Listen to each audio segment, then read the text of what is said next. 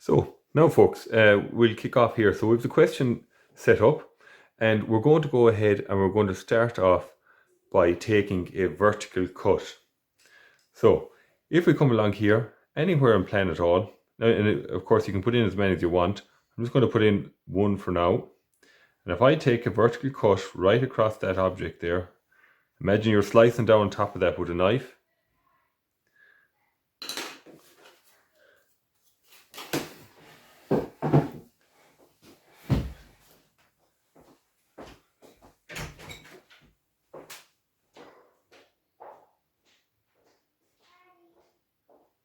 No more talking, I'm doing video now. Don't talk again or I will be mad. No more talking, I'm doing video, right? No more talking.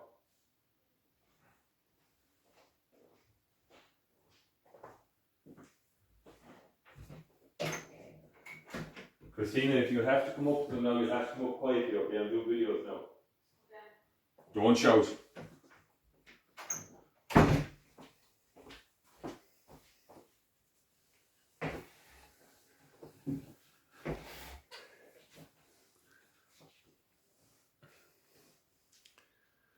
So imagine we take a vertical cut here, that you have a knife and you slice down on top of it like so. So that would cut the object, the square base prism and the cylindrical prism, okay? And it will cut it, you can run that right across if you want. We won't need all of that line though. But out of that vertical cut now, we can see that it cuts the top edge of the square base prism here and here. So I'm going to bring up two lines lightly to my elevation.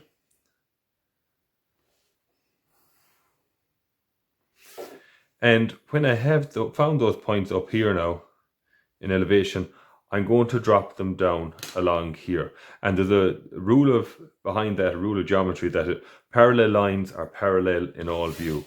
So we'll draw down a line here. And we'll draw down a line there. Because when you took this vertical cut in plan view, it cuts the square base prism on the top and on the bottom as well. So now, we bring up this guy here lightly. That will find us a point on the bottom, on the line of intersection, and a line on the top as well, okay? And we keep going after that. We'll take another series of vertical cuts. Now, another one, actually, we could just take a cut right across here, but you wouldn't need to, because this edge, you can see exactly where that edge hits in plan view there.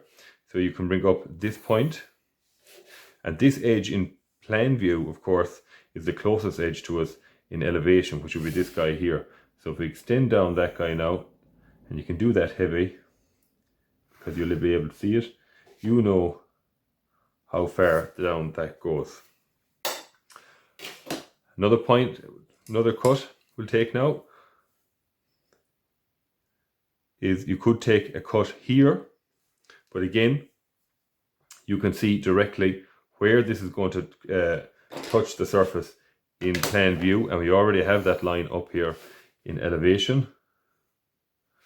So extend that on there, that gives another point on the line of intersection, and that also, if we were doing a cut along there, it would be one on the bottom as well. So we can extend in this line now. And that gets us another point. And we can do in that line heavy. We can do in this line heavy. Because that is below the halfway point when we looked in plan view at the cylinder, we will see that, okay?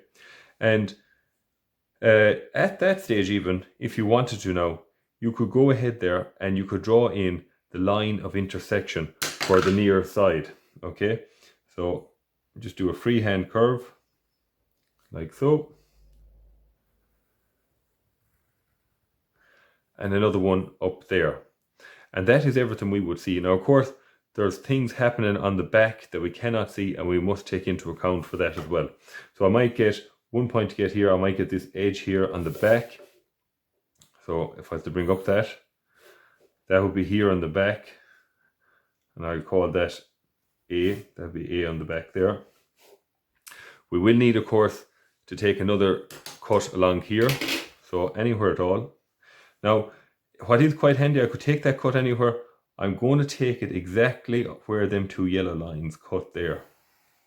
And the reason for that is that would resave me drawing this line, and it would resave me drawing this line. So we'll just put them in lightly in colour, so just to help us to find these. If we didn't have them, that would be them there, and you can slide these guys down along now as well. And that will get us another 2 points on the line of intersection. Now it's just inside. There's 1 point, and there's going to be a point on the bottom as well, of course. That would get me another one. And at that now, you could go ahead and you could draw in the line of intersection on the back side as well. So that'll be in hidden detail.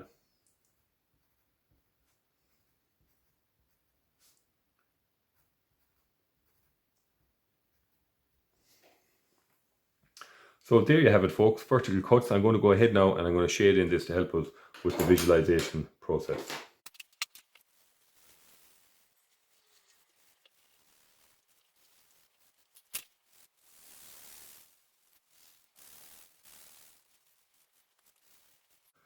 So that's it, folks. Hope you found that video useful. More videos to come. Take care and stay safe.